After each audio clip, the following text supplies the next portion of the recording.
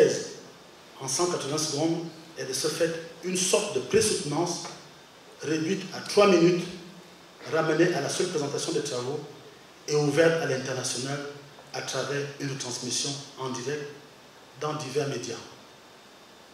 À cet effet, le concours ma thèse en 180 secondes devrait intéresser un peu plus tout jeune chercheur préoccupé par l'exercice de sa future fonction, qui est la présentation de travaux scientifiques par une prise de parole en public.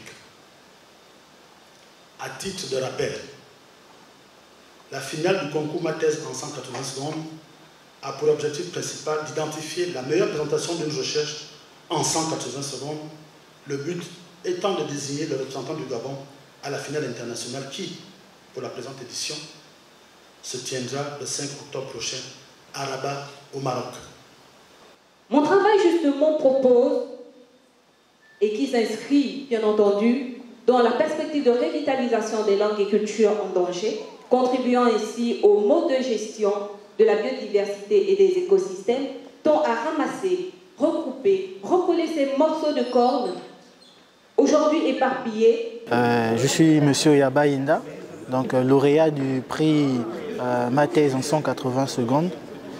Et donc je suis reconnaissant de cet honneur qui m'a été aujourd'hui accordé. Et donc voilà, ça a été une partie très intéressante pour moi parce que j'ai appris déjà de cet exercice qui va sûrement encore arriver dans quelques jours pour la soutenance de ma thèse sur le sujet que j'ai présenté pendant cette édition de ma thèse en 180 secondes. Et donc j'étais très ravi de prendre part à ces événements et voilà, que la suite me soit favorable encore. Merci. L'Agence universitaire de francophonie, satisfait de la façon dont l'événement a été organisé. Les membres du jury ont fait correctement leur travail. Nos partenaires ont répondu présents. La société Air France, l'Institut français du Gabon que nous remercions, l'Organisation internationale de la francophonie qui a été présente. Et je voudrais aussi ajouter qu'il n'y a pas de surprise dans ce que nous faisons. Vous avez bien vu que les 3 lauréats, y compris le prix du public, ont travaillé sur des sujets en lien avec la faune.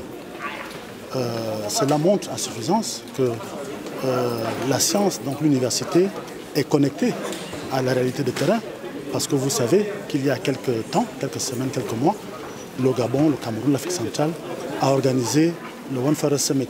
Et donc ce n'est pas un hasard si nous découvrons que les 4 impétrants ont travaillé sur des sujets en lien avec la faune. Comme je disais, il aurait été compliqué de faire partie du jury pour départager ces candidats. Donc voilà, au nom d'Air France, je suis ravie d'avoir pu offrir un billet aller-retour Libreville-Rabat afin que le lauréat puisse aller représenter les couleurs du Gabon et on l'espère remporter la victoire.